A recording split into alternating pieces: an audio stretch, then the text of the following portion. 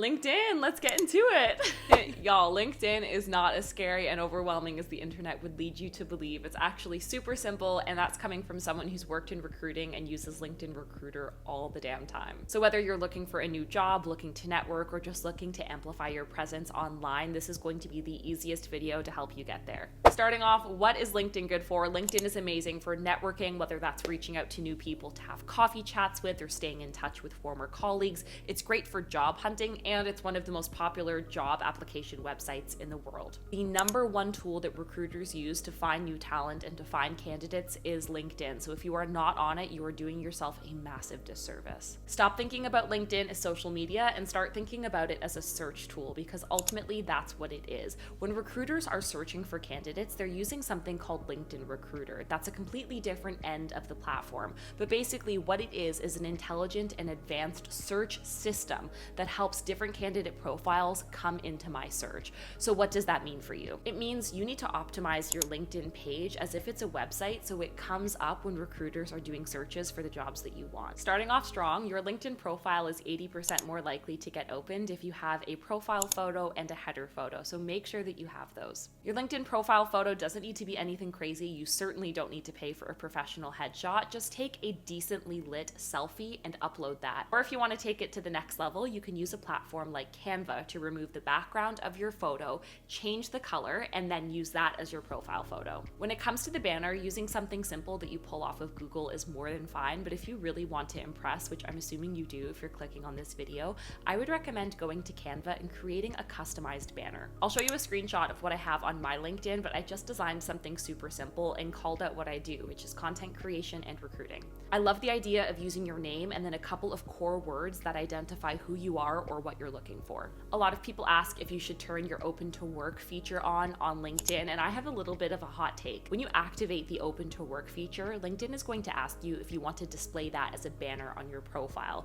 And although it's a great way to highlight that you are looking for work, because the job market is so competitive, you don't want to come across as desperate. And a lot of us are desperate. We are in one of the most challenging job markets I've seen in my career, and by no means do I want to bypass that. But when we think about the psychology of sales, people tend to want to purchase things that are exclusive or a little bit tricky to get.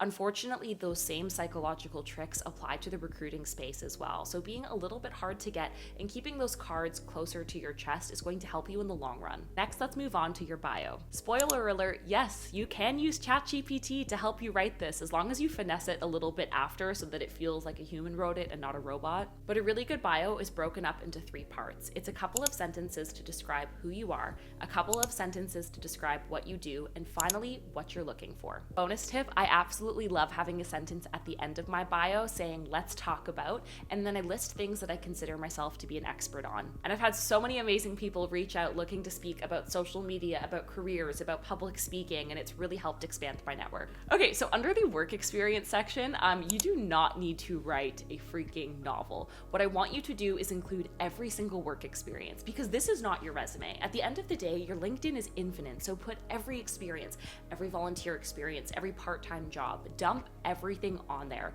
You never know what's going to resonate with a certain recruiter. Maybe you worked in the food and beverage industry 10 years ago, and this person has a marketing role that's actually going to support food and beverage clients, and that's what made them find your profile. When you're listing these work experiences, include the title, the company, and then copy and paste from your beautifully written resume that I helped you write in this last video into your LinkedIn, so you don't need to rewrite things. You simply copy and paste. There's going to be some other sections, including your volunteer section, so if you have any volunteer work, do the exact same thing, your title, the company, and then copy and paste from your resume. Okay, let's talk about the skills section on your LinkedIn profile, because it's one of the most overlooked, and I'm like, how? It's just so important. Basically, as a recruiter is going in, we're typing away, looking for these profiles. Keywords are what bring your profile to our attention. Literally dump as many skills as LinkedIn will let you into that section. Get as specific as you can. What technologies, what systems, what keywords, what kind of clients? Is it enterprise? Is it small business? Are you a Java developer, or is it more SQL? Put everything in there and get super specific. It's also really important to be accurate about your geographic location on your LinkedIn profile. Don't just put Canada or US, put the specific state that you'd like to work in. Okay, let's move on to how to actually use LinkedIn to your advantage. No, you don't need to be a LinkedIn influencer, a linkfluencer if you so choose to say that. If you'd like to be, I love that for you, but it's most certainly not necessary. How I recommend using LinkedIn is to connect and to remind. So make sure that you're actively connecting with people that you would like to stay in touch with, former bosses, colleagues, etc.